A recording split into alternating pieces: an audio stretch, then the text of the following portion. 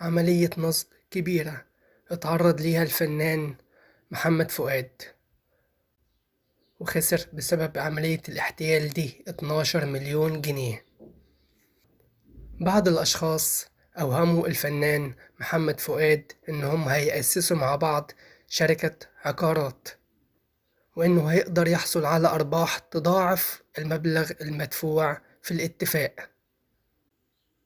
ولما قال لهم أنا كل اللي معايا 12 مليون جنيه، قالوا له يبقى هتحصل على 24 مليون جنيه مكسب، يعني ضعف المبلغ اللي هتدفعه، وهتاخد أرباح شهرية.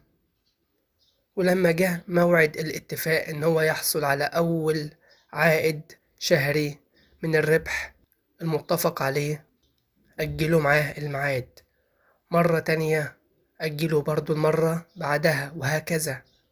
في البداية كان معتقد إن هم طمعوا في الأرباح، لكن بعد كده اتضح إن الموضوع كبير، وإن هم استولوا على المبلغ نفسه مش مجرد الأرباح وبس. واكتشف بعد كده إن مفيش شركة عقارات ولا حاجة اتعملت.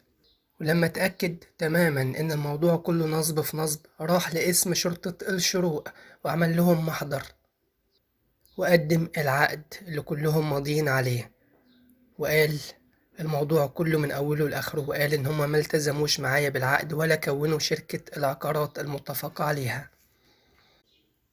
وقررت جهات التحقيق بالقاهرة استعجال التحريات في واقعة دعوى الفنان محمد فؤاد بمخالفة شروط التعاقد مع المشكو في حقهم على تكوين شركة عقارية والاستيلاء منه على مبلغ 12 مليون جنيه.